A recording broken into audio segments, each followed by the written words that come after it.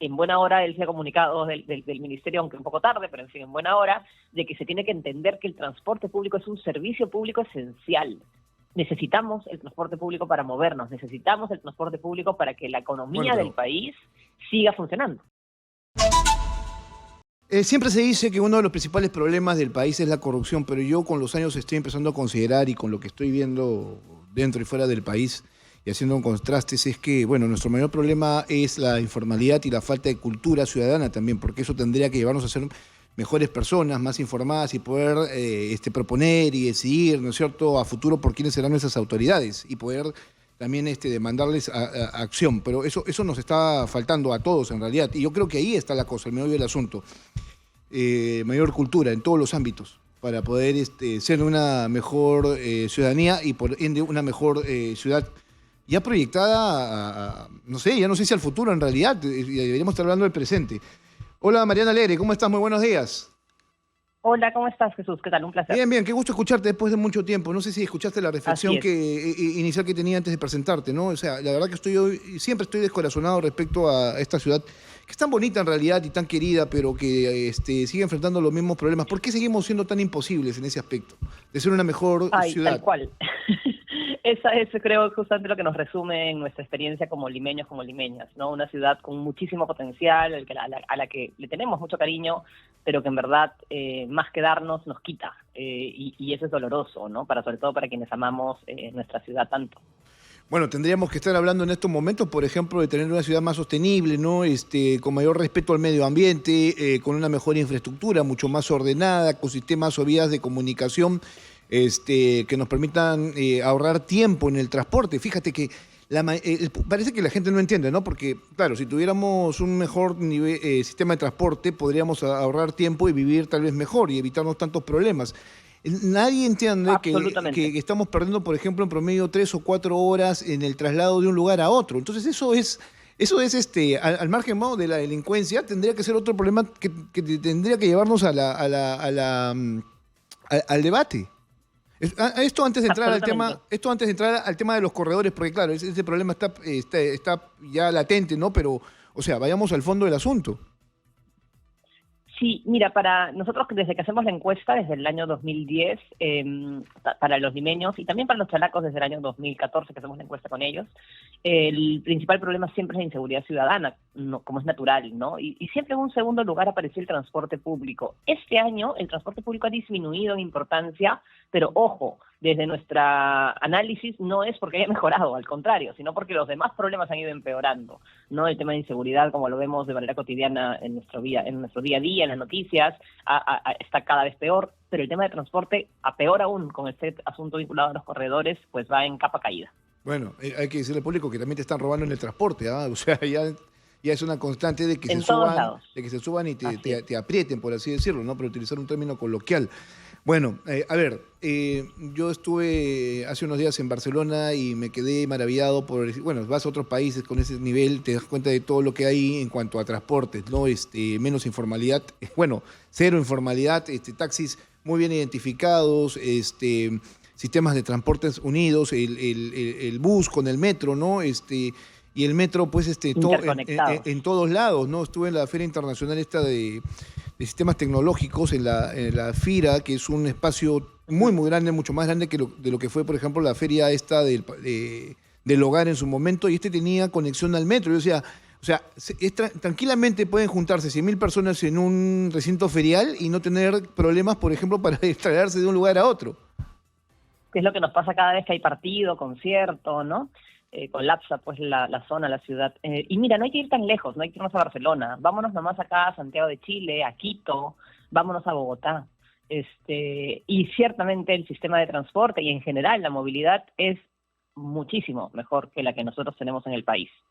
Claro. Y eso en verdad es vergonzoso, pero más allá de eso, impacta tanto en nuestra vida cotidiana, tanto en nuestro día a día, que no solamente afecta en términos económicos, como bien decía ese vecino al que entrevistaron, ese pasajero, o afecta en términos de tiempo, ¿no? O sea, nos afecta de manera directa en términos emocionales. Tú mencionabas hace un momento, Jesús, que es importante pensar en que la informalidad es un problema, pero que también la participación ciudadana, o la conciencia, la cultura ciudadana, ¿no? cómo podemos buscar una sociedad que funcione si efectivamente los servicios públicos no funcionan y más bien hacen que uno se ponga contra el otro. Yo creo que uno de los principales problemas del terrible sistema de transporte y de tránsito que tenemos es que tiene como consecuencia que nos vuelve a todos monstruos. Y nos convertimos de ser personas amables, educadas, alegres, como somos pues los peruanos, como somos los limeños y las limeñas, y nos transformamos en unas cosas que no nos reconocemos, ¿no? No importa si vas en bicicleta, si vas en auto, si vas en transporte público, si vas en metro, o sea, hay siempre un conflicto en las vías que saca lo peor de nosotros.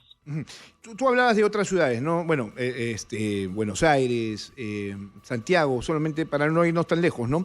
Pero ahí habría que entender de que antes que nada existió planificación, es decir, existió interés de sus autoridades para resolver el problema de sus ciudadanos, o sea, se miró con futuro, ¿no? Con visión.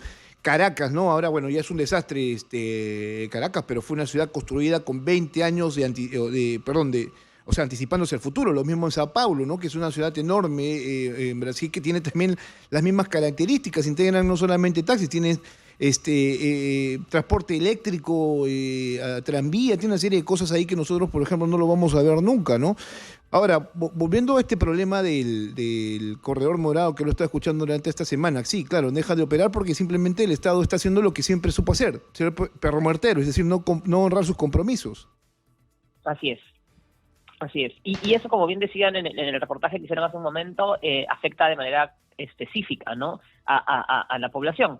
Y hay que entender que el proceso de gestión, digamos, del transporte impacta e implica una serie de articulaciones y de organización entre los diferentes modos de transporte, ¿no? Una persona cuando hace un viaje de un origen a un destino, por ejemplo, de tu casa a tu trabajo o a tu lugar de estudios o a visitar a alguien, tiene que tomar una serie de decisiones sobre cómo va a ir en función de la distancia, en función del tiempo, en función del momento en el que tiene que llegar, ¿no? Muchas veces esa elección no se puede dar porque hay un factor principal, que es el factor costo, ¿no? Y por lo tanto, un montón de personas optan por el medio más barato y otras optan por el medio más rápido en función de la necesidad y de la demanda. Como el sistema de transporte de buses, que además es fundamental en las ciudades, no solamente en Lima, en general en las ciudades del mundo, sigue sin terminar de ser eficiente, y además vemos cómo se va socavando estos intentos de reforma que hubo con el tema de los corredores, o cómo el metropolitano empieza a tener cada vez un peor servicio, es natural que aparezcan modos alternativos o modos paralelos, ¿no? de movilidad, que perjudican a su vez a los propios ciudadanos que nos movemos. Mira, si hay algo que somos, lo que somos eficaces es en la ¿no? Construcción de instituciones, o sea, que realmente a veces no sé si cumplen su rol. O sea, la ATU no sé qué tanto ha servido para encontrarle una solución a este problema. Ya no es que lleve un año, o sea, ya tiene un buen tiempo, también siendo una institución medular para el control, ¿no? Y el desarrollo del tránsito en la ciudad. Pero claro, también ha sido manoseada, ¿no? Exactamente, y a eso ibas. A ver, es necesario que los temas ese tipo de temas sean vistos de una manera técnica. Es cierto que los alcaldes, los ministros tienen un rol político y es parte natural de nuestro modelo de organización, pero las decisiones técnicas no pueden ser motivadas justamente por estos impulsos. O sea, no puede ser que un alcalde diga o una autoridad diga, en este lugar del mapa quiero que vaya una estación de metro. No, o sea, como ha pasado además, ojo, necesitamos que esas decisiones o esos exabruptos o ilusiones o ideas o promesas de los políticos sean pasadas por un filtro que es un filtro técnico. Bueno, pero, a ver, la ATU tenía que ser ese filtro. Claro, a ver, quiero que estás hablando directamente de Rafael López Aliaga y ese señor no es alcalde de nada. Digamos que no tiene solución y tampoco tiene planteamientos. Sus propuestas fueron netamente populistas y eso también habría que recordárselo al público, ¿no? Solemos cometer ese error, por eso yo hablaba justamente de que si tuviéramos más cultura y si nos informáramos más, tendríamos mejor decisión respecto a quienes nos pretenden gobernar. Ahora, no sé qué nos espera a futuro. Mira, hay un comunicado aquí de la del Ministerio de Transportes y Comunicaciones, que tampoco no sé si lo está haciendo muy bien.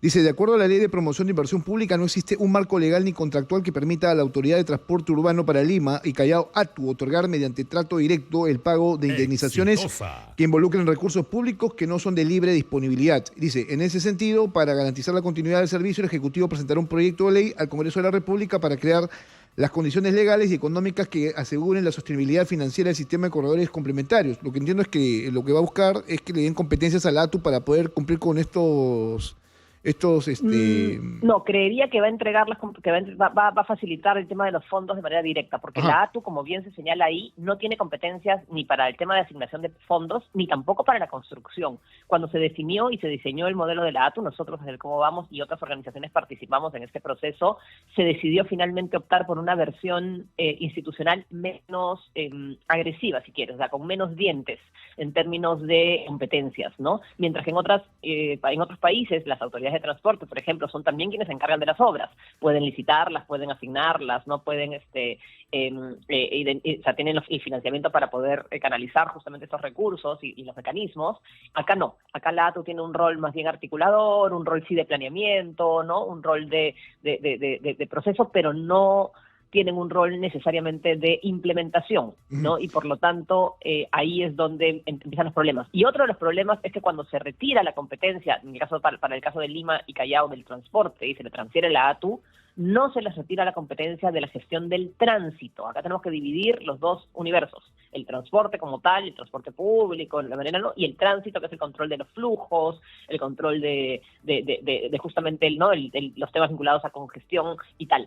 Ambas cosas no pueden ser tratadas de manera distinta, porque son parte del mismo universo, del mismo sistema, ¿no? Y por lo tanto, si tienes, ya ha pasado en alguna otra gestión anterior municipal, donde la ATU estaba impulsando, por ejemplo, corredores exclusivos para el corredor rojo o para otras, y al mismo tiempo un alcalde proponía lógicas de pico y placa para vehículos particulares, ¿no? Y ese modelo congestiona, o sea, hacía que fuera como que se avanzaba con un pie y se retrocedía con el otro, ¿no? Y pasa porque no vemos el sistema de transporte no solamente como un sistema, como debe ser integral, sino también, y aquí en buena hora él se ha comunicado del Ministerio, aunque un poco tarde, pero en fin, en buena hora, de que se tiene que entender que el transporte público es un servicio público esencial. Necesitamos el transporte público para movernos, necesitamos el transporte público para que la economía del país siga funcionando. Bueno, eso es además constitucional, el tema del libre tránsito. O sea, y para el libre tránsito necesitamos también tener las posibilidades de hacerlo sin mayor problema, ¿no? Lo que sí me llama la atención... Pero no solo libre tránsito, ojo, el tema del servicio público esencial implica que es necesario que el transporte sea subsidiado, y acá en un país que es tan liberalizado, que cree ser tan liberalizado, eso de ahí no se termina de entender. En ningún lugar del mundo los transportes públicos no tienen subsidio. Acá el metro, por supuesto, lo tiene, el metropolitano lo tiene de alguna u otra manera, los corredores debieran.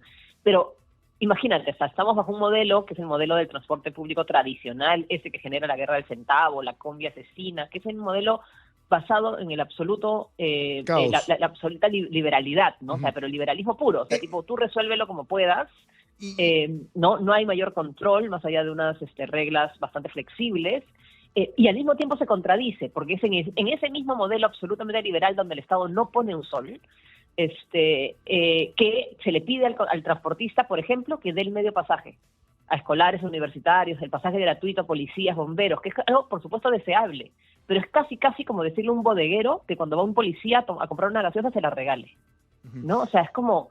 O sea, ¿quién tiene que asumir ese costo? Finalmente hay costos de la operación. Ojo, los costos de la operación, por supuesto, tienen que ser asumidos en un punto de equilibrio donde los privados tengan unos deberes y unas responsabilidades claras y definidas y que presten un servicio de calidad. Y nosotros, los pasajeros, no podemos pagar un costo que sea prohibitivo. Porque si es un costo prohibitivo, arruinas la economía de las familias, eliminas las oportunidades de desarrollo, eliminas o sea, aumentas la pobreza. Discúlpame, pero cortas a la gente. Ahora los costos son bastante prohibitivos, no son bastante altos, entendiéndose de que, hay una inflación que está en desarrollo que no se ha llegado a controlar del todo. Creo que hay una última encuesta del INEI que ha salido recién ayer, que habla justamente del tema de los precios, la inflación, y esto sigue todavía siendo un problema para para la población. Mira, pero de este comunicado me llama la atención lo siguiente, dice, porque están tratando de encontrar una solución, dice, con la finalidad de mantener el servicio de transporte público para los usuarios del Corredor Morado, la ATU autorizará temporalmente los buses formales necesarios para atender la demanda de esta ruta que va de San Juan de Lurigancho a la Avenida Brasil. La pregunta es qué tan formales son, ¿no? O sea, ahí tendría que haber un entrecomillado. Sí, tal cual, ¿no? O sea, es que es cierto, o sea, se tiene que garantizar el servicio. Por ejemplo, hay otra regla que se usaba cuando estaba el transporte en la Municipalidad de Lima y entiendo se usa todavía cuando está la ATU. Cuando una línea de bus de transporte tradicional tiene un accidente grave, por ejemplo, atropella a alguien y lo mata, que ha pasado muchas veces, una de las maneras del castigo para esa línea de bus es decirle que está suspendida la ruta por una cantidad X de días, hasta que resuelvan sus problemas de los vehículos, arreglen lo que tengan que arreglar, etcétera. Pero ¿a quién castiga esa medida? Claro, a la empresa porque le toca ese bolsillo, pero sobre todo a los pasajeros que usan ese servicio y que además no tienen ni cómo enterarse de que eso ha cambiado, ¿no?